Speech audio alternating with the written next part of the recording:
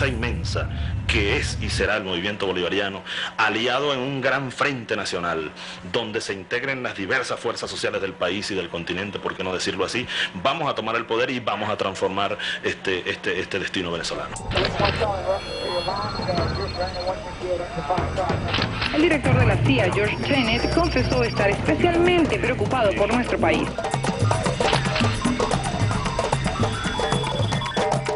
Obviously, Venezuela is important because they're the third largest supplier of petroleum.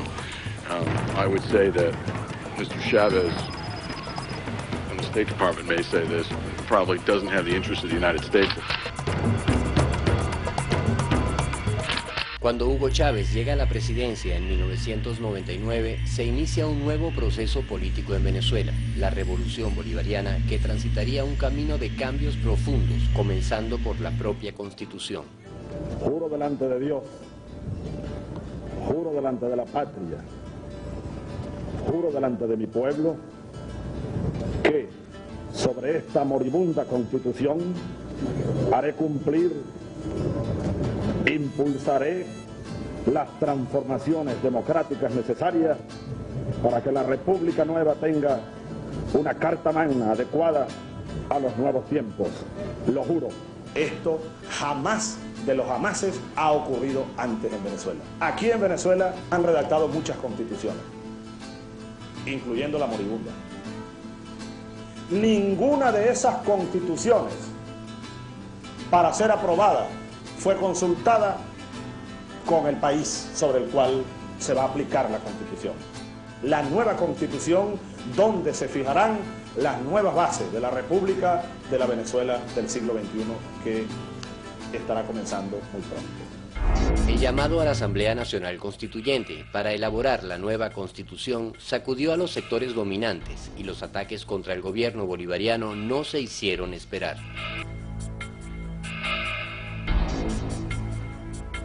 Que aquí se ha levantado una campaña pero tan irracional contra una idea que es absolutamente legítima, está en cualquier universidad, en facultades de derecho, en los textos constitucionales, en los textos de historia, está el tema del poder constituyente. Es un tema hermoso además. Con la nueva Constitución, aprobada por referéndum en diciembre de 1999, el proyecto bolivariano sembraba las bases legales para la transformación de la estructura de gobierno, abriendo las puertas a la participación de las mayorías. La nueva Constitución establecía también el principio de un mundo multipolar, un objetivo que el imperialismo norteamericano no estaba dispuesto a tolerar. En el mismo año que Venezuela estrenaba Constitución y comenzaba a transitar en paz el camino a una democracia popular, en los Estados Unidos el rumbo era muy diferente. Un mediocre empresario petrolero seguía una incierta carrera política. I'm George Bush. Hijo de un antiguo director de la CIA y expresidente, George Bush se estrenó como gobernador de Texas en 1994. When you're the president's son and you've got unlimited access combined with some credentials from a prior campaign, in Washington, D.C., people tend to respect that. I mean, access is power. And I can find my dad and talk to him any time of the day. En el año 2000 sería candidato presidencial a las elecciones de los Estados Unidos.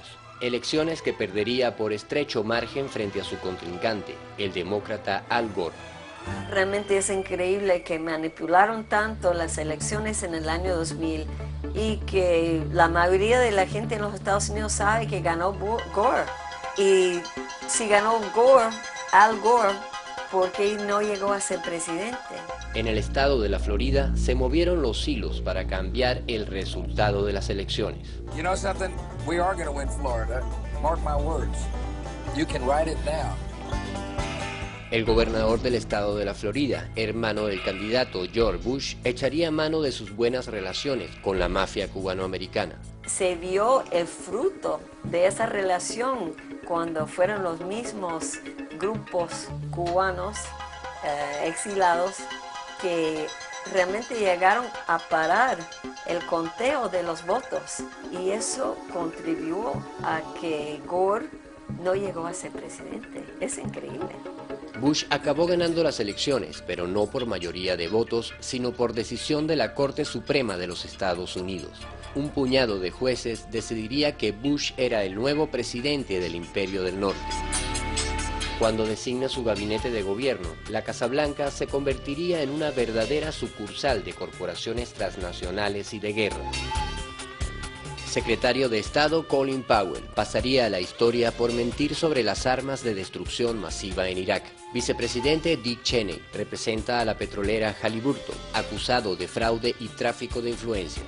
John Negroponte, embajador en las Naciones Unidas, muy conocido por su historial contra los derechos humanos. Secretario del Tesoro Paul O'Neill, representante de la corporación Alcoa. Donald Evans, director de la petrolera Tom Brown. Condoleezza Rice, directiva de la petrolera Chevron, JP Morgan, Carnegie Corporation, Charles Schwab Corporation, Rand Corporation y otras.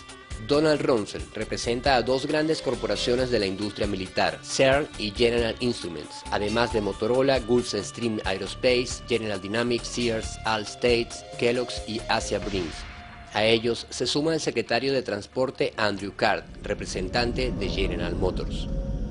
El equipo de George Bush garantizaba que el gobierno de los Estados Unidos sería dirigido como nunca antes por un directorio de corporaciones que harían de la política exterior norteamericana una oficina de relaciones públicas para el control de mercados, contratos y petróleo. Política, guerra y negocios andarían de la mano con el nuevo gobierno. I'm a war president. I make decisions here in the Oval Office in foreign policy matters with war on my mind. La guerra que llevaba en mente no tardaría en ponerse en práctica.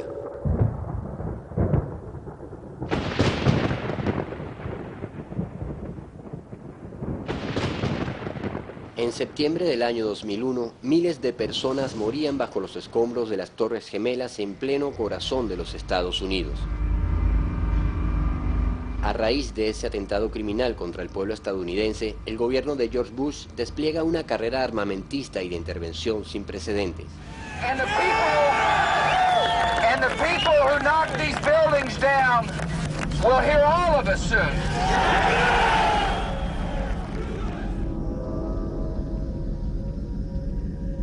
Las grandes corporaciones y las agencias del gobierno cerrarían filas en el gran negocio de la guerra, amparados por el Acta Patriótica, una patente de corso para intervenir abiertamente en cualquier lugar del mundo utilizando como único pretexto la lucha contra el terrorismo. Los Estados Unidos se supone que es una democracia y que tenemos la libertad de expresión, donde la Constitución debe estar en vigor. Pero cuando empezamos a ejercer nuestros derechos, a organizarnos, a hacer manifestaciones, a ir a Washington, a hacer protestas, entonces nos ponen en una lista de gente peligrosa. Por ejemplo, yo estoy en una lista de la FBI que me llaman criminal. Y hace poquito, cuando yo traté de ir a Canadá a una conferencia por la paz, no me dejaron pasar a la frontera porque me decían que yo estaba en la lista criminal de la FBI. Imagínense la ironía de que un hombre como Posada Carriles ya no está en la lista, pero una persona como yo, una mujer que ha dedicado su vida a la paz, yo estoy en la lista. Así que tenemos que luchar en los Estados Unidos, pero es difícil cuando gente sabe que cuando empieza a ejercer sus derechos, nos reprimen a nosotros. I hope the use of force will not become necessary, yet confronting the threat is necessary, by whatever means that requires. En octubre de 2001, los ataques del imperio comenzarían en Afganistán. We must stop the terror. I call upon all nations to do everything they can to stop these terrorist killers. 18 meses más tarde, le tocaría el turno a Irak.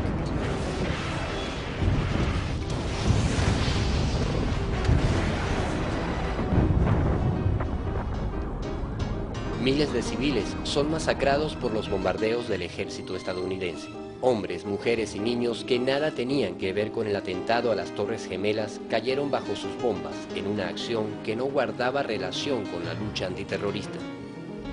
Una de las primeras voces que se levantó por la irracional embestida contra el pueblo afgano surgió desde Venezuela.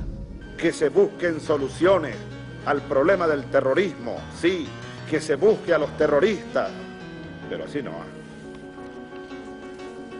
Así no. Miren estos niños estaban vivos ayer, estos niños estaban comiendo con su padre y les cayó una bomba de las que están lanzando sobre Afganistán. Esto no puede ser. Chavez is consorting with narco-terrorists in Colombia. Atreverse a enfrentar el negocio de la guerra del imperio tiene su costo y Venezuela lo pagaría a partir de aquel desafío. Durante los 2 primeros años del gobierno bolivariano se hicieron cambios profundos en muchas leyes y políticas. La nueva constitución bolivariana detenía el proceso de privatización del país que habían iniciado los gobiernos anteriores. La OPEP, organización que reúne a los países exportadores de hidrocarburos, se vio fortalecida con el impulso de Venezuela, quien asumió la presidencia en defensa de los precios del petróleo frente a las grandes potencias mundiales. Persiguiendo el ideal de la Unión Latinoamericana, se establecieron acuerdos energéticos con diversos países de la región. Para los grandes intereses del norte, Venezuela marcaba un rumbo muy distinto al de la globalización neoliberal, y desde aquellos momentos comienza a fraguarse un plan para salir del gobierno de Hugo Chávez Frías. La excusa fue el acercamiento de Venezuela a la República de Cuba. Con el argumento de que Venezuela se convertiría en un país sin libertad, los sectores de oposición desatan una intensa campaña contra cualquier iniciativa de cooperación entre ambas naciones. ¡Cubanos de mierda! ¡Vendidos desde patria! ¡Vende patria!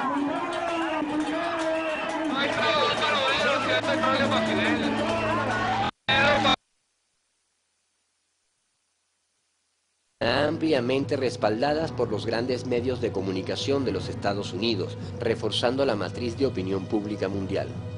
Están adoctrinando a nuestros jóvenes con principios dogmáticos de Cuba para que denuncien a sus padres cuando hablen en contra del gobierno. Nuestro presidente está embelesado en una forma sexual tipo freudiana con el señor Fidel Castro. Si no hay un embeleso. Estos médicos cubanos que Chávez se trajo de Cuba para adoctrinar solamente a nuestros jóvenes, y estos médicos verdaderamente no tienen mayor utilidad en Venezuela. La Organización Mundial de la Salud recomienda tener un médico por cada 4.000 habitantes. En Venezuela, de médicos venezolanos, tenemos un médico por cada menos de 500 habitantes. No hay ninguna justificación para tener a estos médicos en Venezuela. ¡Los médicos venezolanos le dan un palo a los cubanos!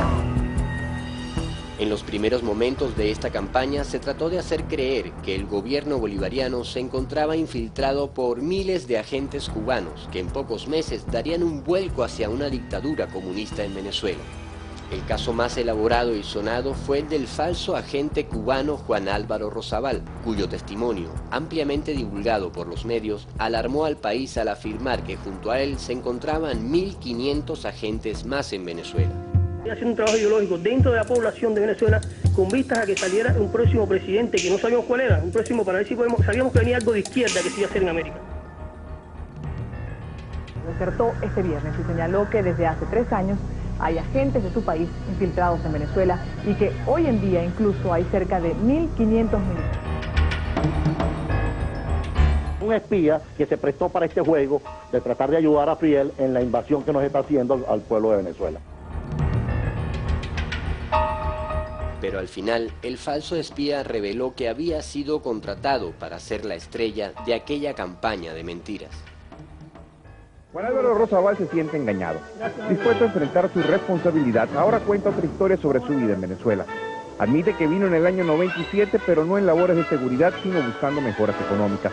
Contratado por la mafia cubana de Miami para protagonizar este show, el falso espía lo confesó todo a cámara, pidiendo disculpas por la farsa montada. Pasar el mal momento de haber engañado toda esta mentira.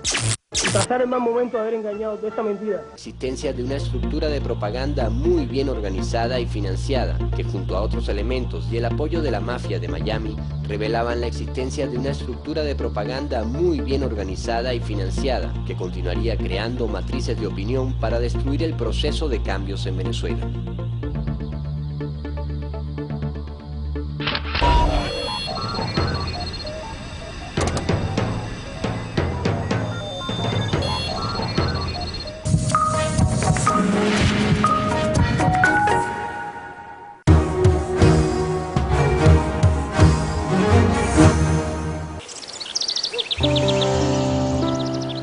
Las principales corrientes de la cuenca del Orinoco son el dominio de la tonina.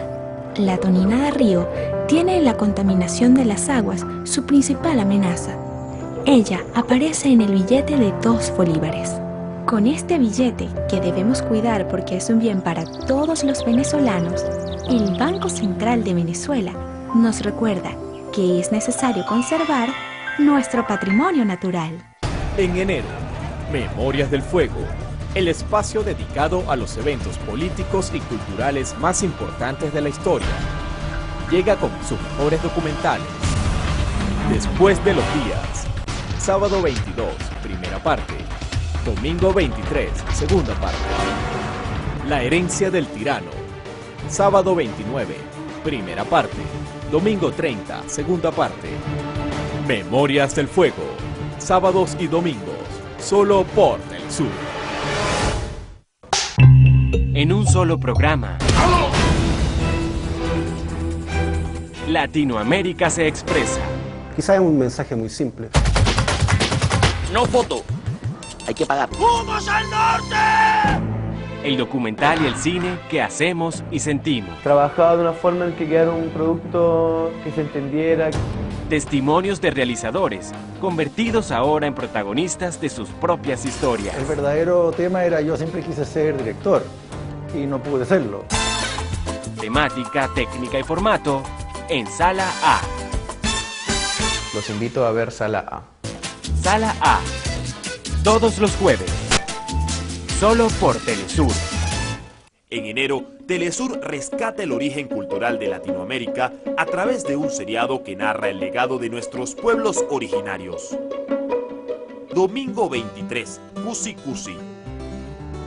Domingo 30, Aztecas. Descubre en enero el legado originario de nuestros pueblos, solo por Telesur.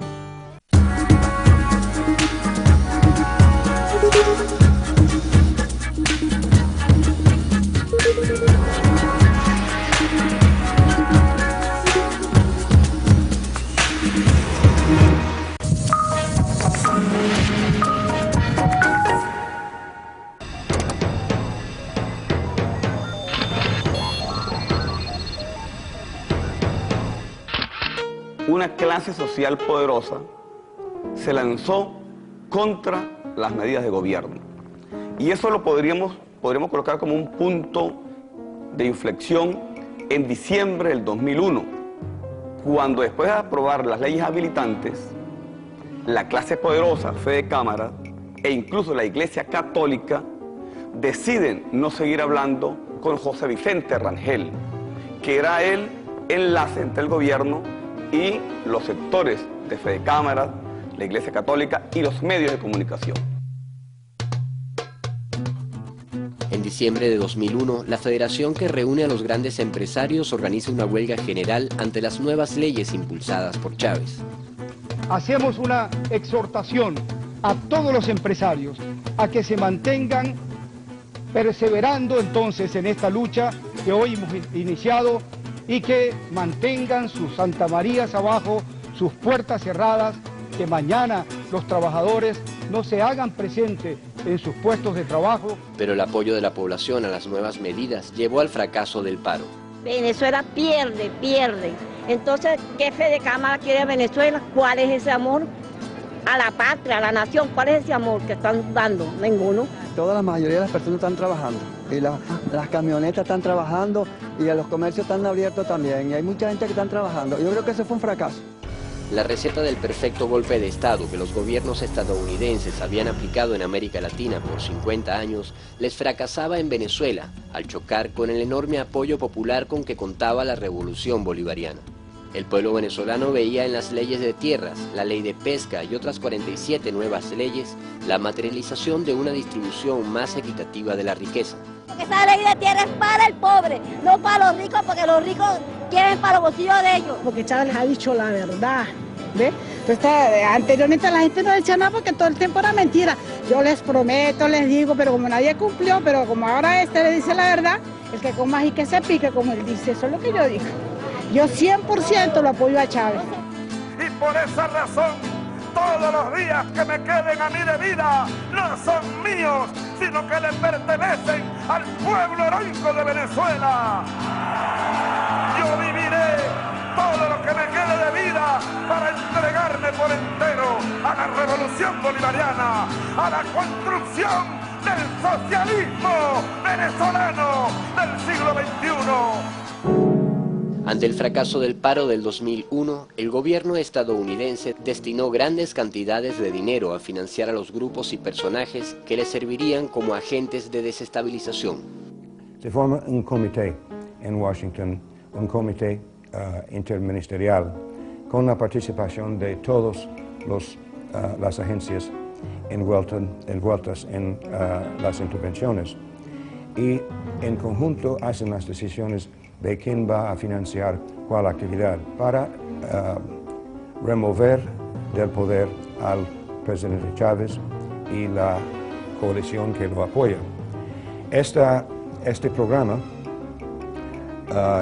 tiene 4 participantes principales. La NED, con sus 4 fundaciones asociadas, la Agencia de Desarrollo Internacional, o AID, y la CIA, con actividades clandestinas y el financiamiento adicional que puede ser necesario. Millones de dólares que están repartidos entre decenas de organizaciones venezolanas.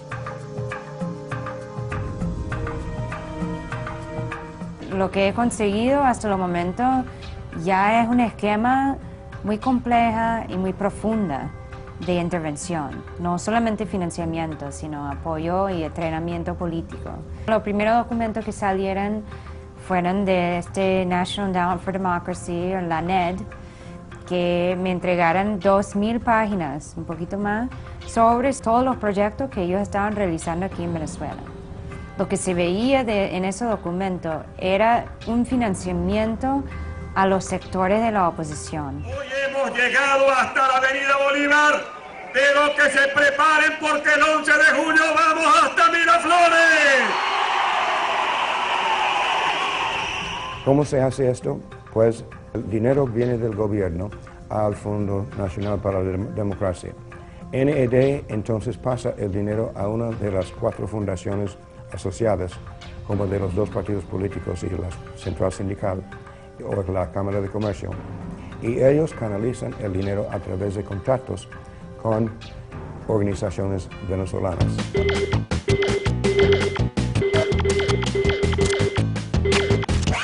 Estos contratos tienen que ser aprobados por oficiales del gobierno de los Estados Unidos, de manera que no hay nada de privado en cuanto a esos programas y las operaciones en general. Todos son programas del gobierno de los Estados Unidos.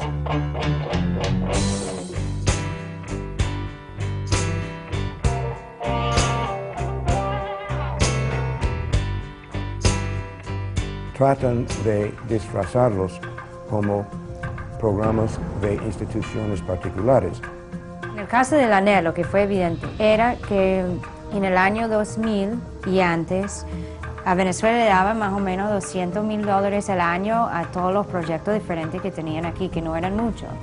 De 2000 a 2001 subió a $800,000, $700,000 así 4 veces más de lo que estaban dando al año anterior.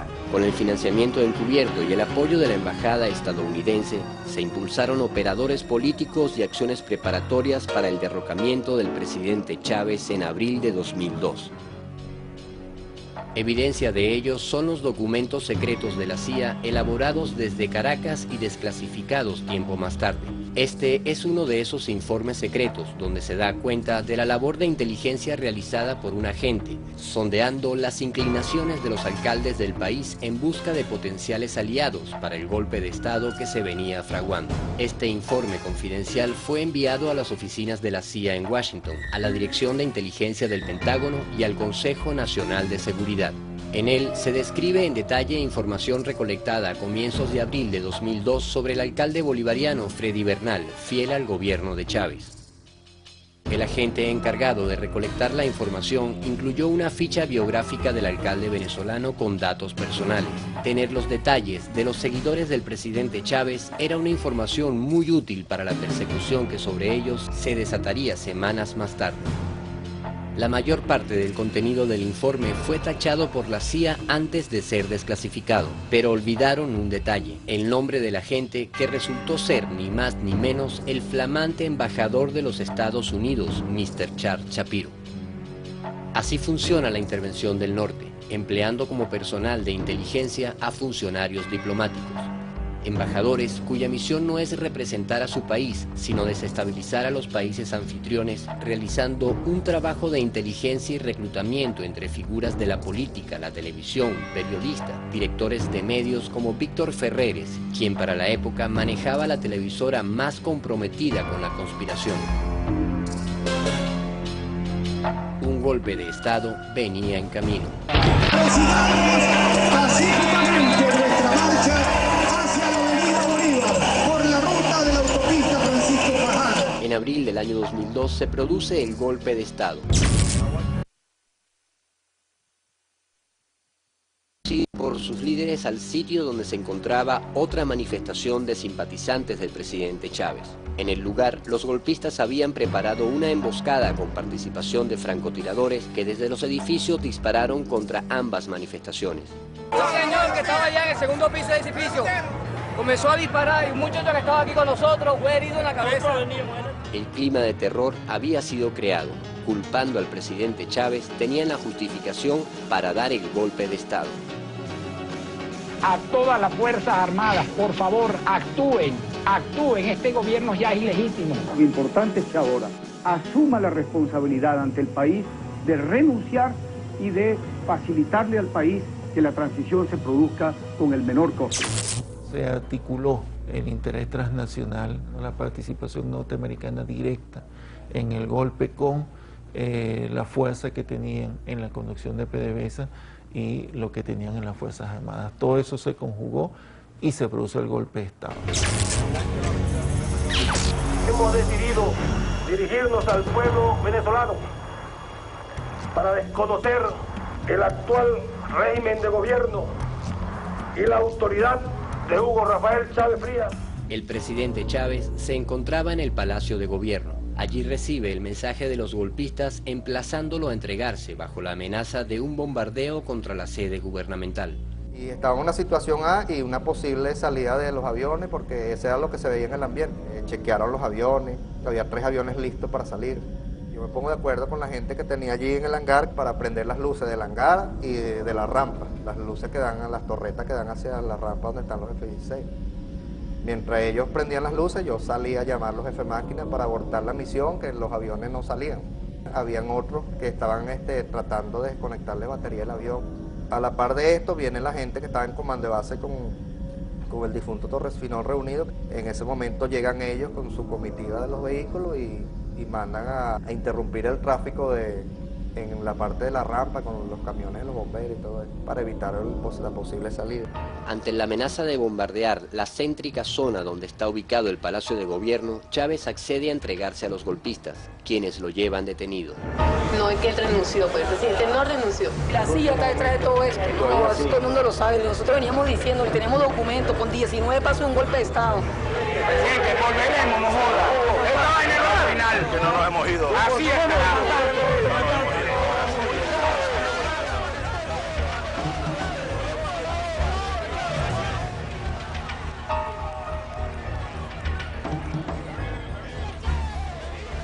ha decidido que la Fuerza Armada mantenga en custodia al presidente saliente, al presidente Chávez, y que se conforme entonces en lo inmediato un gobierno de transición. Yo, Pedro Carmona Estanga, en mi condición de presidente de la República de Venezuela. Al paso del tiempo se revelaron muchas claves que demuestran que el golpe de Estado ocurrido en Venezuela en abril de 2002 fue planificado y dirigido por los organismos de inteligencia estadounidenses.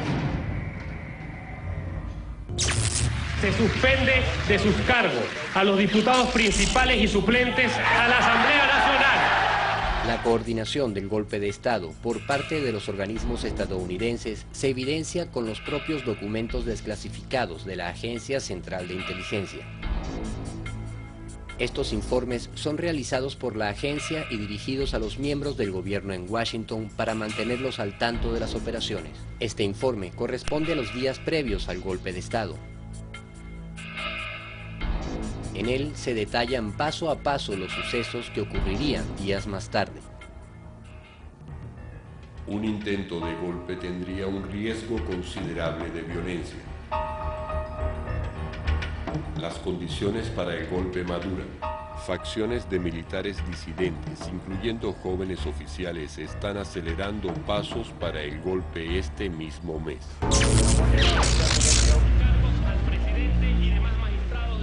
Para el golpe de Estado contra el presidente Chávez, el Departamento de Estado preparó una estrategia de cooperación internacional. Entre los pocos que se sumaron al plan de Bush se encontraba el expresidente español Aznar. España trabaja y Estados Unidos en un margen de confianza muy profundo, muy sólido y muy estrecho. Spain and the United States are working together within a framework of very solid and close cooperation and confidence. Así estoy decidido que siga siendo para el futuro. And I am determined that this will continue to be the case in future. Y en nuestra aspiración y nuestro objetivo común de defender un mundo más libre, más justo, más estable y con más prosperidad. Con el apoyo del gobierno español de la época, se preparó una estrategia para avalar al nuevo gobierno que tomó el poder en Venezuela. A manos de diputados españoles llegaron evidencias que revelaba el apoyo recibido por los golpistas de parte del gobierno español. Pedro Carmona había estado justo antes del golpe en España y se había entrevistado con los anteriores dirigentes del gobierno español, que ya no están por fortuna. Estaban planeando ya el golpe porque él se entrevistó como si fuera presidente y se vino aquí inmediatamente para perpetrar el golpe. Y desde luego todas las noticias que llegaban a España conducían a lo mismo, que se trataba de un intento por parte de Estados Unidos apoyado por el gobierno de Aznar para desestabilizar un gobierno democrático e instaurar de nuevo un gobierno ilegítimo y subyugado a los intereses económicos de Estados Unidos. Reconoció al golpista como presidente y hizo declaraciones, sacaron un comunicado conjunto el embajador norteamericano y el embajador español apoyando el golpe de Estado y reconociendo su legitimidad.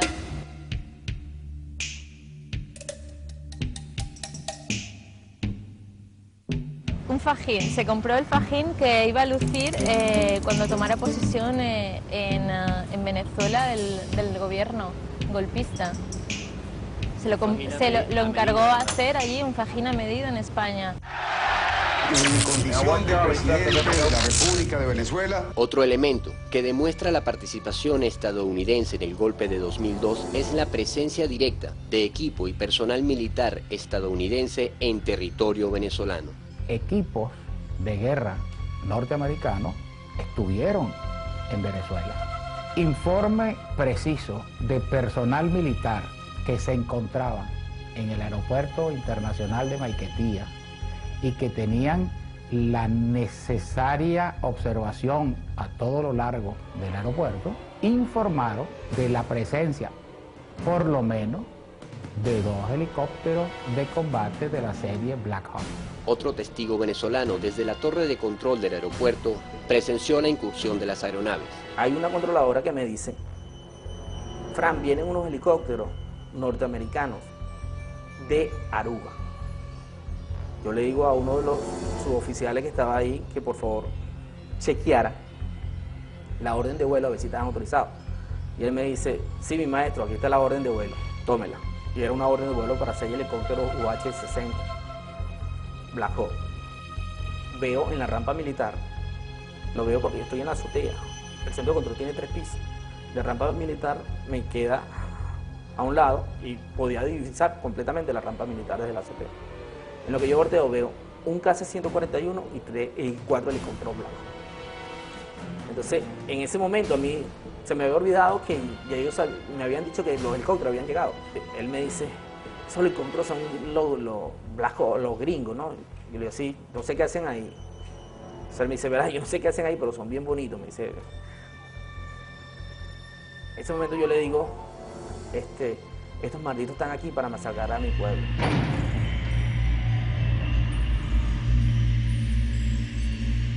Yo bajo, le digo a los civiles que están ahí de guardia que yo me voy a Maracay, apenas a las 6:30 de la mañana me voy a Maracay.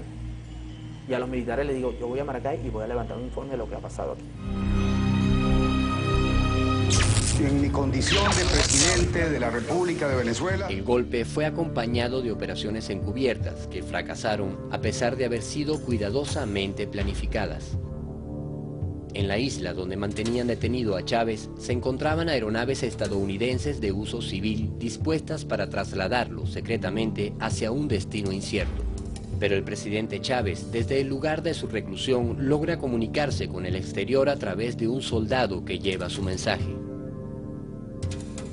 Entonces, una vez que se conoce el paradero del presidente, la idea es que devuelvan al presidente. Está todo el preparativo de tipo militar, ya están designados quiénes son el equipo militar de los paracaidistas que van a trasladarse a la Orchila, y todo está preparado desde el punto de vista militar, hay que ir a un rescate. Cuando el comando que va a rescatar al presidente Chávez llega a la isla de la Orchila, se encuentra con una sorpresa. Al final de la pista de aterrizaje de la base naval de la isla de la Orchila estaba aparcado una aeronave de ala fija, un avión pequeño de ala fija, con siglas norteamericanas.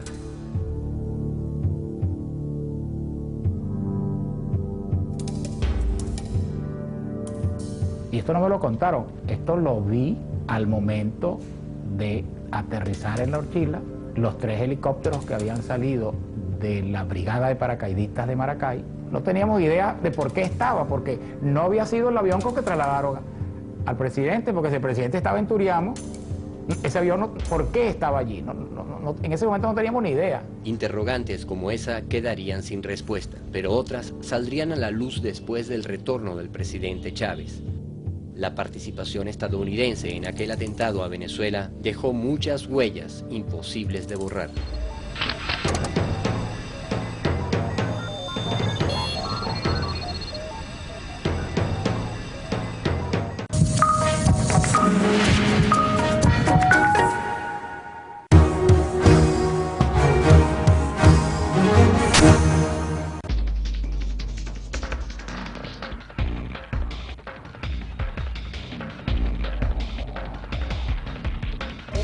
Para decir las cosas de una manera distinta. Contar la realidad. Situaciones de denuncia de conflicto social. Informar con la imparcialidad. La situación actual.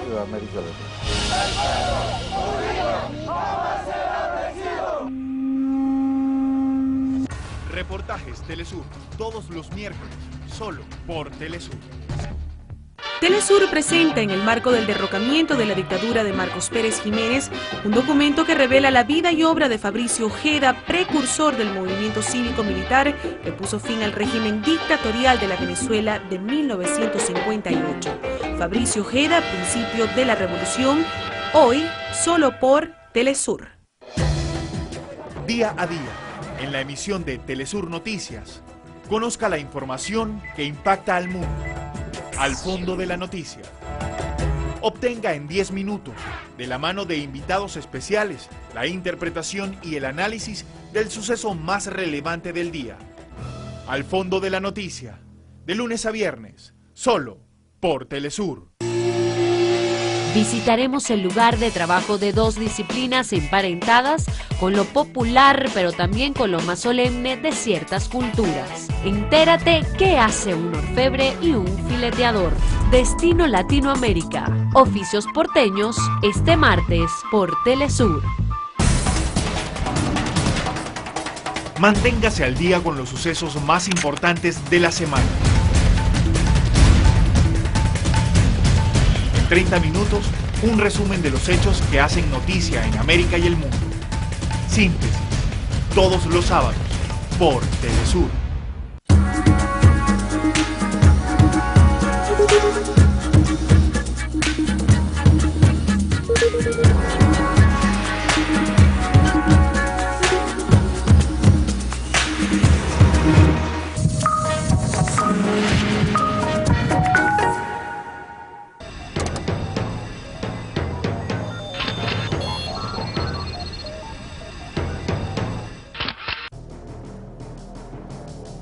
Manual del golpe de Estado.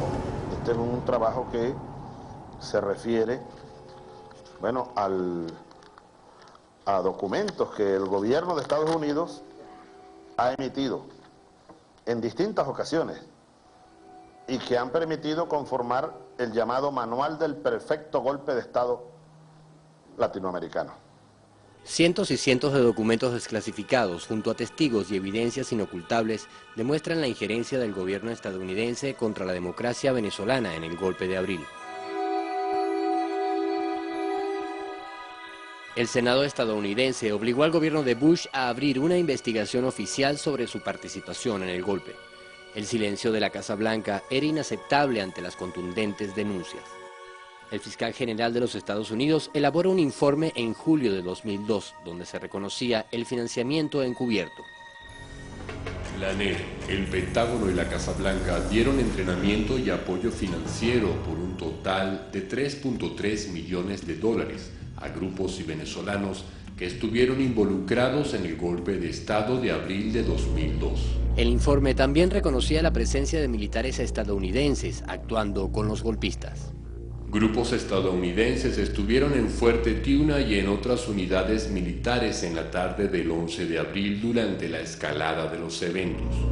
El 13 de abril, 2 miembros de la agregaduría militar de nuestra embajada visitaron el Fuerte Tiuna y se reunieron con sus contrapartes. El informe del fiscal general reconocía también la presencia de buques y aeronaves. Los Estados Unidos tenían fuerzas navales y helicópteros operando cerca de la isla de La Orchila, donde el presidente Chávez estaba detenido.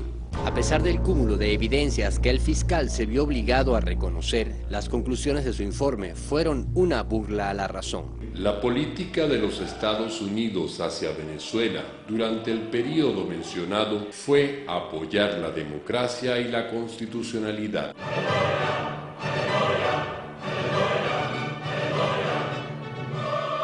Con este informe, Bush se lavaba las manos ante el Senado y el Departamento de Estado evitaba cualquier responsabilidad en el golpe de Estado del 2002. This is no time for a witch hunt. This is time for national reconciliation in Venezuela, and we are working with our partners in the OAS and in the region to try and help Venezuela through this very difficult time. But we do hope that Chavez recognizes that the whole world is watching and that he takes advantage of this opportunity to right his own ship, which has been moving, frankly, in the wrong direction for quite a long time. A la misma hora que los brillantes voceros de la Casa Blanca daban estas declaraciones, en el estado de la Florida impulsaban actividades muy diferentes.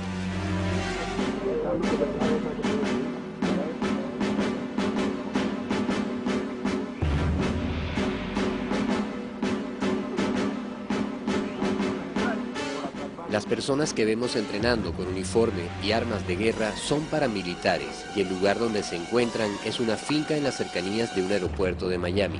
Practican tácticas de combate y manejo de armas y explosivos, actividades que en cualquier otro país serían consideradas ilegales para civiles, pero en el estado de Florida cuentan con el aval de agencias de inteligencia del gobierno.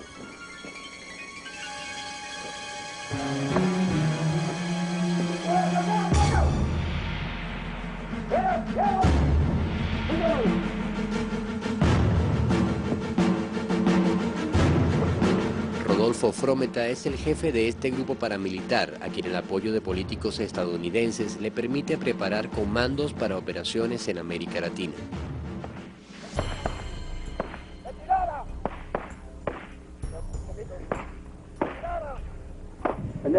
Todavía. Vamos a salir de esto manteniendo, no adelantándose nadie, como le dije. Primero vamos a hacer tip dive. Miren, a 25 balas cada peine. Abre. Te pongo la moneda.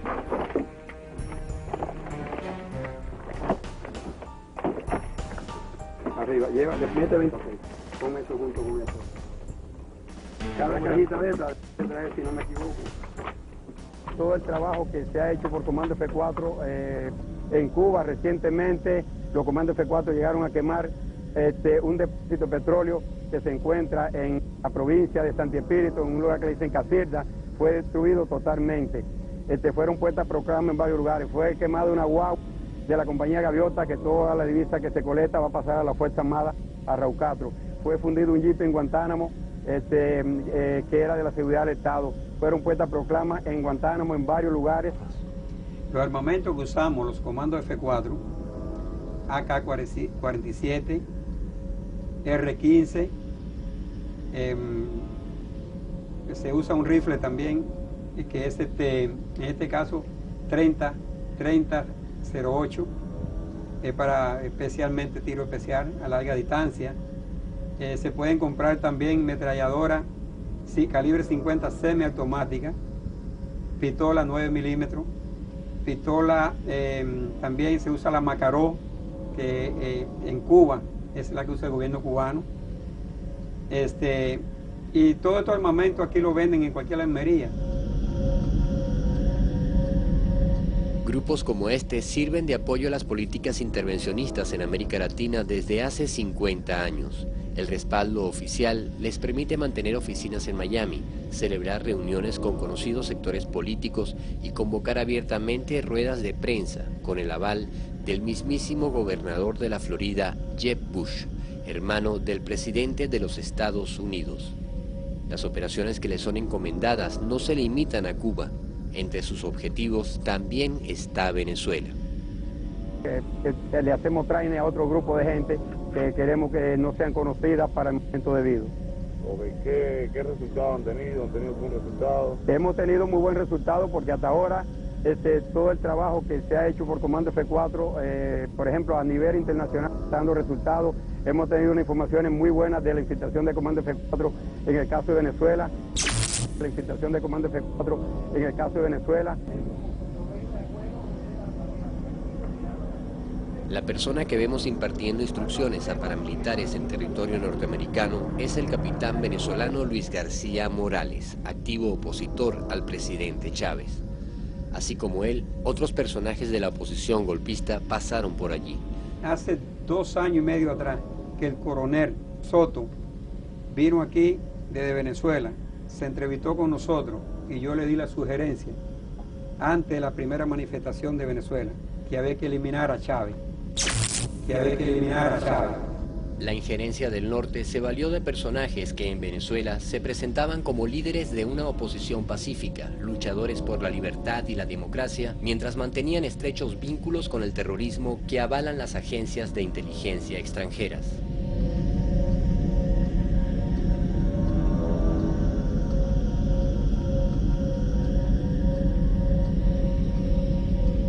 Le dije también anteriormente a un alcalde que vino de Venezuela, que se reunió conmigo, y le dije que había que eliminar a Chávez si querían un cambio político en Venezuela. Me dijo que él pensaba que con el voto revocatorio iban a sacar a Chávez del poder. ¿Cómo se siente? Estamos preparados y nos sentimos orgullosos de pertenecer a Comando F4, ya que es una de las organizaciones que ha sabido llevar la lucha directamente dentro de Cuba. Avanzando, poco a poco, mantiendo...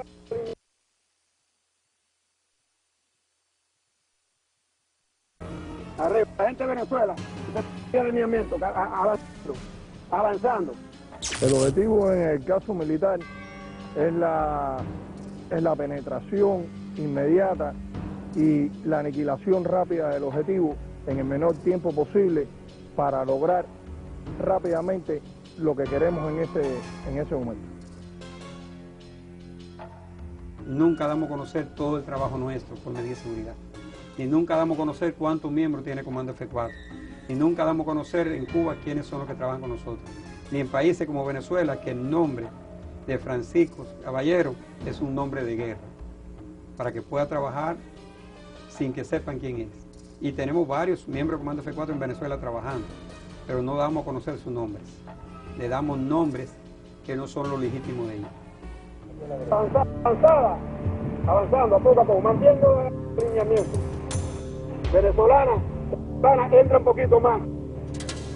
Arriba, la gente de Venezuela, ese alineamiento, avanzando. Si a Chávez no le arrancan la cabeza, tienen otro caudillo en Latinoamérica. Los métodos empleados por la injerencia estadounidense contra Venezuela han constituido una verdadera avalancha de terrorismo, conspiraciones y atentados, utilizando todos los niveles del poder imperial. Desde Washington, el secretario de Estado norteamericano, Colin Powell, expresó su preocupación por ciertas acciones del presidente de Venezuela.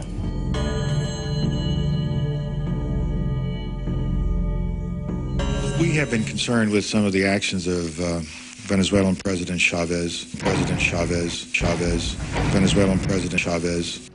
We have been concerned with some of the actions of Venezuelan President Chavez and his understanding of what a democratic system is all about.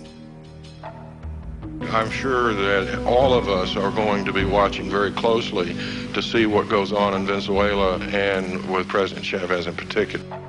Este ha sido un recuento de las principales acciones de desestabilización contra Venezuela desde 1998 hasta el año 2002. Un sabotaje a la industria petrolera venía en camino y en los años siguientes continuaría una larga lista de conspiraciones y atentados. If anybody harbors a terrorist, they're a terrorist. If they fund a terrorist, they're a terrorist. If they house terrorists, they're terrorists. I mean, I can't make it any more clearly to other nations around the world.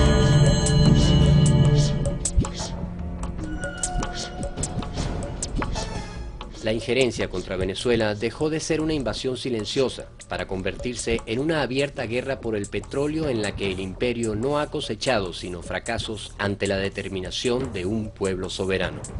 Declaramos abiertamente el carácter antiimperialista de esta revolución que hoy vengo a ratificarlo. Esta revolución ratifica hoy con más fuerza su carácter antiimperialista. W. Bush, te habla una ciudadana de la República Bolivariana de Venezuela. Nosotros aquí, en este país, no te queremos, no estamos de acuerdo con tu política imperialista. A ellos les encanta someter a los pueblos para después vivir de ellos. Estamos contra la política intervencionista norteamericana. A Hugo Chávez Frías hay que dejarlo gobernar. Latinoamérica uniéndose va a hacerle frente al gobierno de los Estados Unidos, a este y al que venga. La CIA siempre ha estado detrás de toda la política de América Latina. Y nosotros como Venezuela somos un pueblo ahora soberano y libre, no vamos a dejar ni que se atropelle Venezuela ni que venga por nuestros recursos, porque les haremos de frente.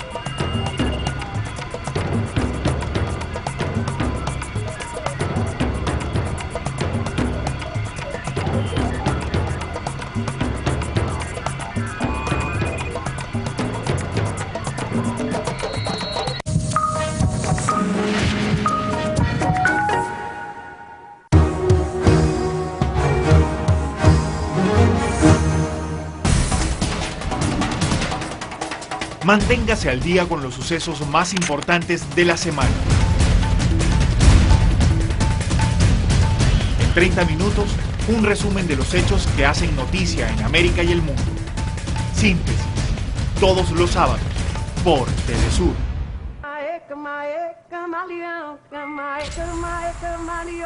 Durante el mes de enero, recorre junto a la gira de MP3 las raíces musicales de Paraguay, Bolivia y Brasil. Bienvenidos amigos, una vez más nos une una cita con la música y sus pueblos. Sábado 22, Brasil, Salvador de Bahía.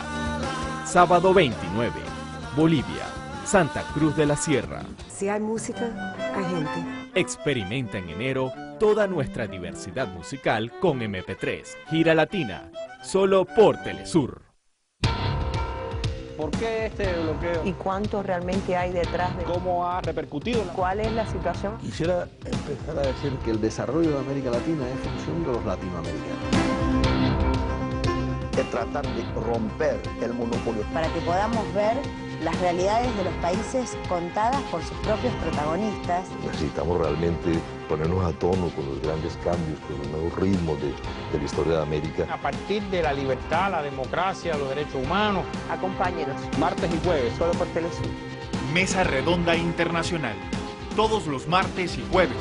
Solo por Telesur. La primera mujer como Hilda Solís, latina, secretaria de Trabajo, miembro del gabinete del presidente de los Estados Unidos. Yo soy una persona que sí voy a oír, pero también vamos a tener debates y vamos a conseguir cómo se puede solucionar. ¿Hay discriminación contra los hispanos hoy en Estados Unidos? Yo lo veo, sí. ¿Por qué tan poca participación de la mujer hispana en la política? Mucha discriminación. Usted ha sido una defensora de las causas hispanas. Si yo conozco a alguien que puede ayudar a alguien más, que tiene más necesidad que yo, o una comunidad, o un causa, yo lo voy a hacer.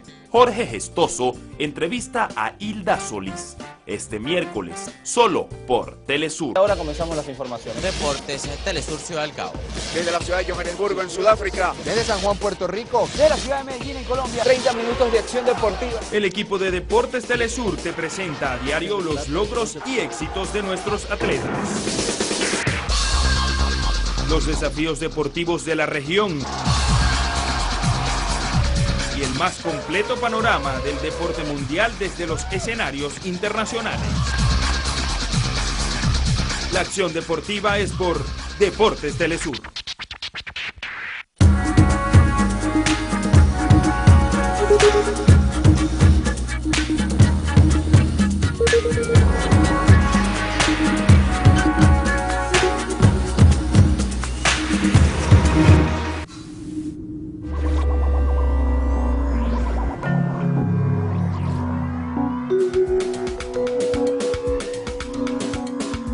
Identidad ALBA, el proyecto integrador de los pueblos de nuestra América.